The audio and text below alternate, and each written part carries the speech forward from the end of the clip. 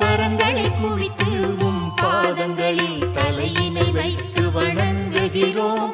எங்கள் வேண்டுதலை கேட்டருள்வி சாயிநாதரே.